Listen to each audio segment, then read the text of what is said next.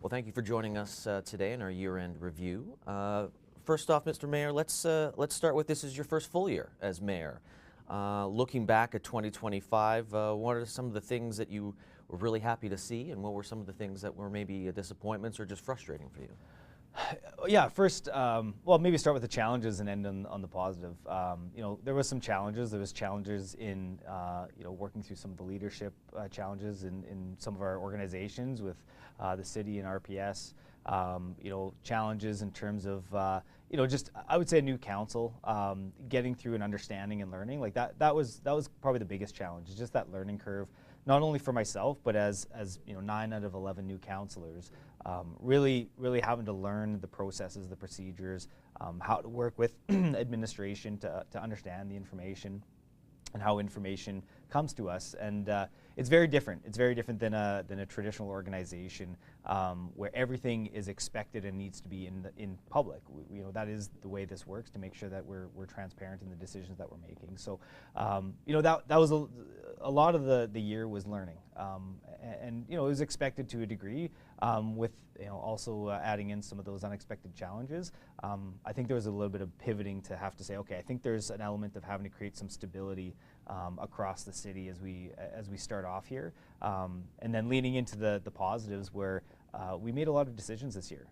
I would say when it comes to housing, houselessness, infrastructure, we've made a lot of decisions when it comes to zoning and different types of housing being enabled and activated across the city, underutilized land strategy, partnerships with growing young movers to help maintain vacant lots in our North Central community, and construction projects like 11th Avenue and Dewdney that really are key to tackling our infrastructure deficit, as well as creating a vibrant city that we all want to live in. So.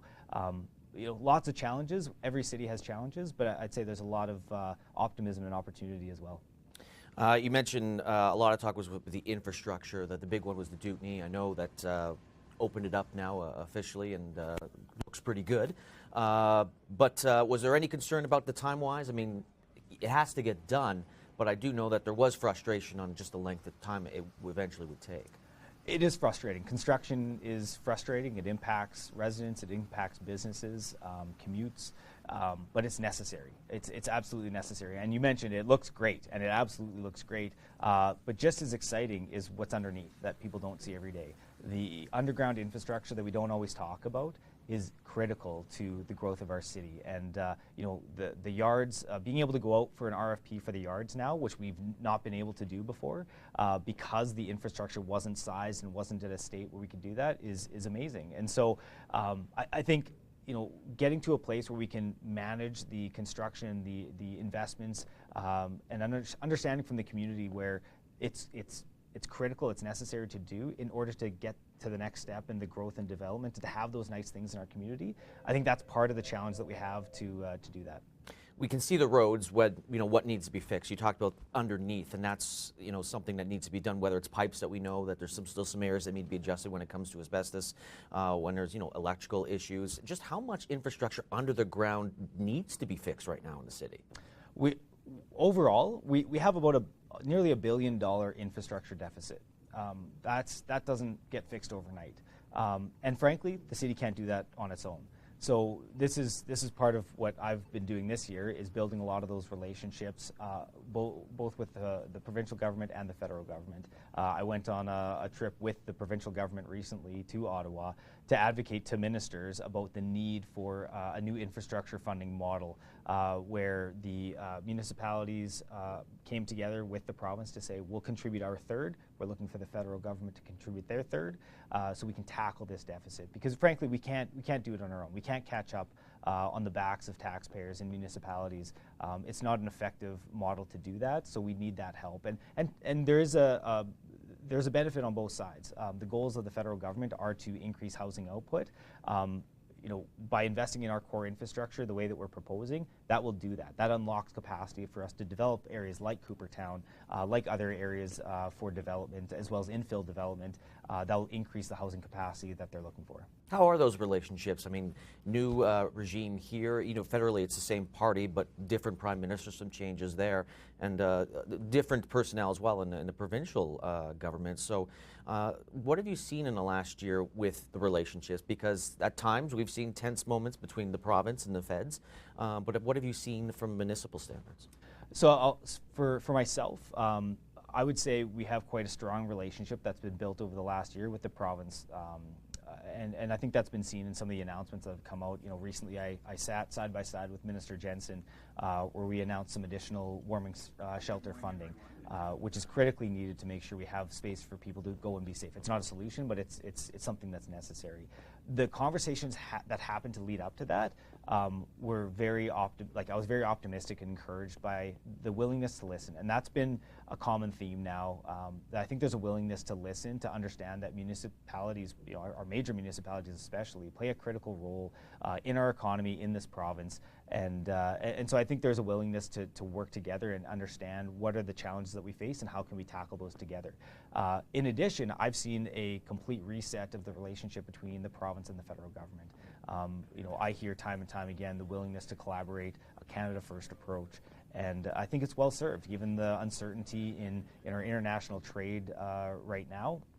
I think it's imperative that we come together and find a way to work together, lean into what we have as a country, and support each other. So, we're still going to have our differences, but I think the approach to these conversations right now is much more collaborative than it's been for many, many years. For yourself, when you first came into office, what you wanted for your platform, you had ideas that you really wanted to strike as mayor. But of course, as a mayor, essentially when it comes to council, you're one vote, even though usually when people feel there's a problem in a city, the first person they think of is, I got to go to the mayor. So how have you handled the situation, knowing that there are things you want to do, but realizing it has to be a group effort because essentially it's a group of votes as opposed to just one? Well, I appreciate you mentioning that I'm one vote on council, because that is a common misconception that I can unilaterally make a decision, which just isn't the case. That's not how we're set up. I'm one of 11 votes. And you're right. There's things that I did want to focus more on, and this year, but there was unforeseen challenges. There was a lot of learning and relationships that needed to be built, and so that ended up being a huge part of that focus. And so navigating that, communicating that to residents and stakeholders, and that is part of that. But looking forward, I still have certain things on my radar that I want to tackle. I campaigned strongly on construction. That is very much top of my mind. And early in the new year, I plan to start diving into that more. Now that we're trying to get to a place of stability, I want to lean into that more. And then and part of that is talking with my colleagues who I've started that conversation with, and they understand where I want to go with that in terms of not dictating operations, but just understanding the way that we execute and the balance between cost effectiveness and execution and impact to our community. So there's still things top of mind for sure. It's just in this role, what I've learned is every day you may need to pivot and address what's in front of you. I guess maybe that's the importance of council. I know there were some concerns in the 4 years ago that maybe council wasn't working well together. Have you seen that working together in this council, this new council, which obviously does have a lot of new councillors in there? I do. I have, and I'm very proud of this council in the way that they've rallied behind coming together and finding a way to work together. We have a very diverse council. We have opinions on every topic, on every side. But we found a way to come together, and I think the narrative for this council has very much been debate hard in public, really get your stance where you need to out there in public. But when the cameras turn off and the meeting is over, we can shake hands, walk away, and live with the decision, because ultimately it's a decision of council. It's a democratic process. So I'm proud to say that after a year of it's a tough year, lots of tough decisions and things that have happened, but I'm proud to say that this council has really stuck to that, and I think that we're we see the value in the public when we as leaders, the way that we act and demonstrate and carry ourselves with each other. That really sets a tone as to how our residents, we set the tone for our residents as well. So yeah, it's been I think it's been good. Yeah, you mentioned some of the the not troubling times, but more times that need to be fixed. And that was more so, you mentioned the city, the chief of police, some situations that happened where there needed to be people released. Chief Farouk Sheikh, his contract was terminated. He was hired by the previous regime. Nikki Anderson, the city manager as well, who after a leave of absence, her contract was terminated as well. She was someone that was brought in by the previous regime as well. How frustrating is it to know that these aren't issues that maybe first started with you, but you have to clean it up and now get things rolling again, knowing that it has cost the city time and a little bit of money as well? It's I would say it's it is a little bit frustrating, but more so, I would call myself a problem solver, and so at the end of the day, like I said before, when something is presented, we need to address it, and that's ultimately really where we have to tackle it from. There's no sense on dwelling what happened, how we got there. It's what's in front of us today, and how do we move forward, and that's really been my focus. So, we take all those challenges head on, and decide what is the best path forward. And I think, for me, I'm really looking at the tone of the city. Are we in a place where there's trust? Are we being transparent, and do we have the right leaders in place to create a culture for our city that we can be proud of? And for me, as a dad, proud to raise my kids in this city. And when they look at the leaders of our city, are those people and areas that I think they want to look up to. So it's these are challenges that we have to face, but ultimately that's our job, and we have to make those decisions in the best interest of the city. It kind of sounds like almost a new CEO coming to business. That first year is learning and transitioning from previous things, and then the next few years is when things really get going. Is that what you foresee? Because you mentioned before, construction is something you want to bring through next year. These next 2 years coming up, do you see those years are the ones where we're really going to see what this council wants to do with the city? I think that's a fair assessment. I mean, we move at the pace of our meetings that are on a certain cadence and that, so I don't want to set expectations that we're off and running now, but I do think that there was an element of, and even just past decisions that had been tabled that we did have to get through. Like there was an element of that was just the case of, a combination of that and learning. So I do think that now we're going to see this council really put their mark on what is most important as a whole, as we represent the residents of Regina. And that's really our role, is to make sure we're listening and then bringing that forward. And the goal is to try and find that balance between, listening to our residents, understanding the information that we're given from our experts in administration, and finding that balance of an outcome that's, kind of the best of both worlds. So, I think you're pretty bang on there, though. I think that this is a first year of learning, and then going forward, we'll see what comes next. Now, as we're taping this interview, budget deliberations have not started. I'd like to make sure that's clear for our viewers, but by the time it airs, it might have started. It might have to get a couple of sessions in. So take that with a grain of salt, knowing that for you, with the mill rate coming up and the high expectations, things possible to cut, how do you balance all those, knowing that you would love to have a low mill rate and all the services, but you've got to make choices, unfortunately, on which way you're going to go on both sides?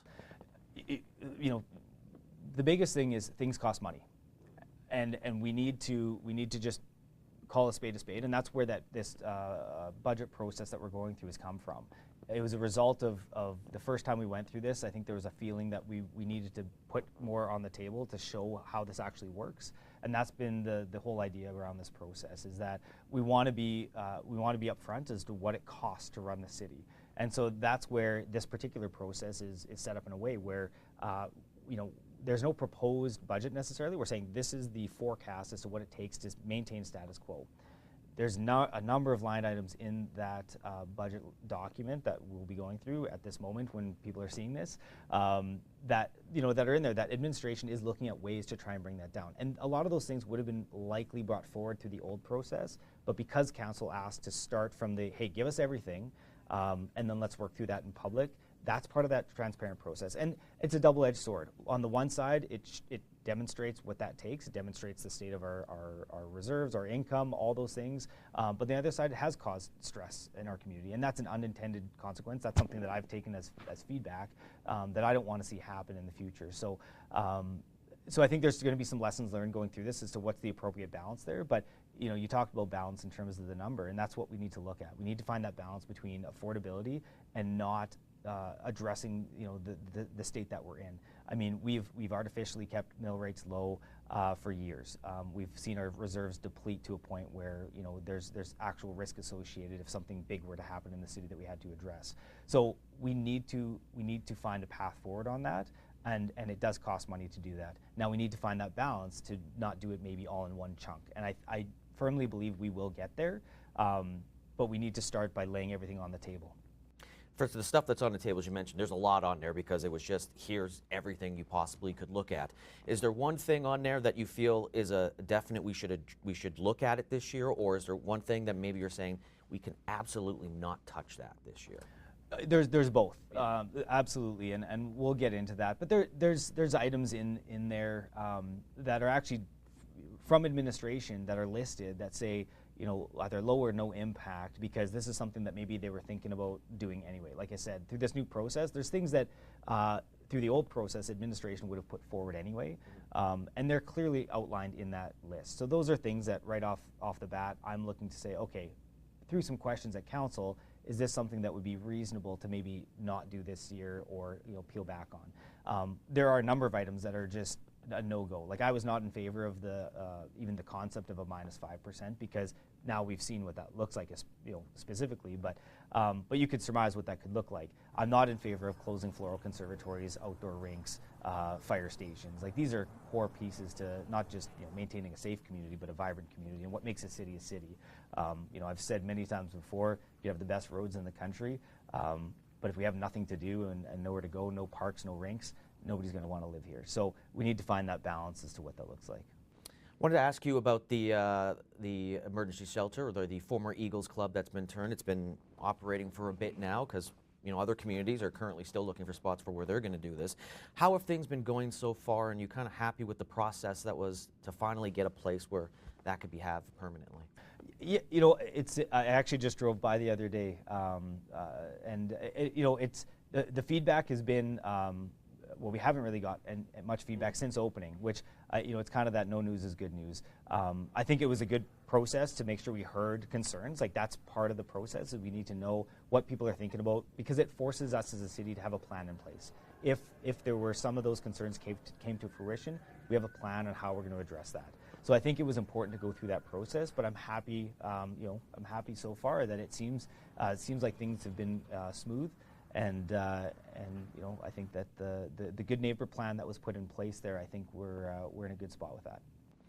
Also mentioned Costco, a second Costco, and what that could mean to Regina could be great, especially for the area it's going in on the other end of the city in the northwest. How excited are you what that could bring in the future, not just for consumers that want to go to Costco, but just for that area? Well, and also the revenue that we get from a large entity like that for the city. So yeah, it's incredibly important. I mean, West Era was an area that you know, it didn't have those amenities, and the proximity being further out on the west side there, the proximity to a lot of amenities was tricky.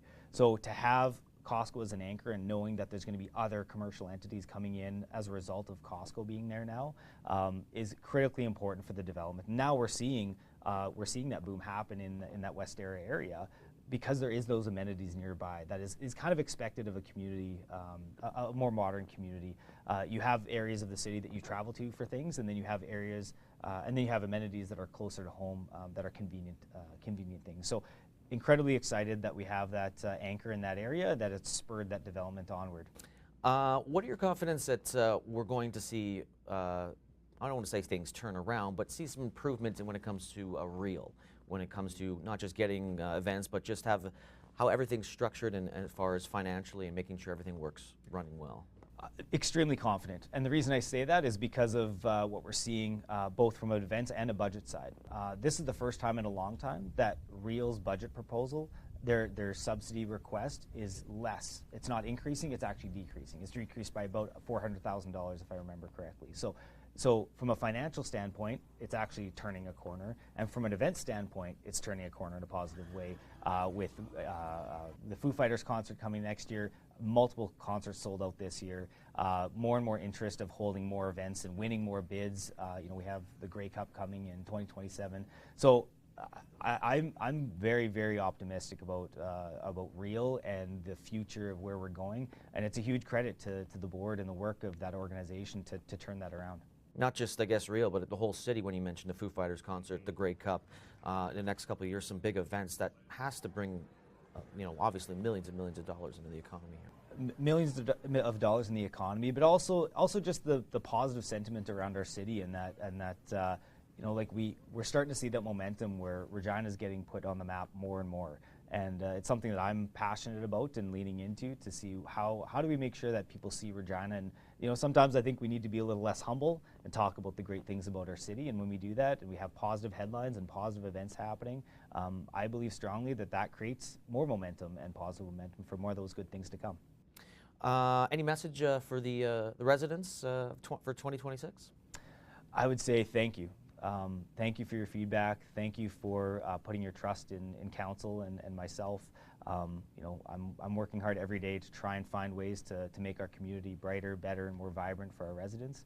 And just thank you. And I hope everybody has some time with friends and family over the holidays. And I look forward to 2026 and all the great things we can do.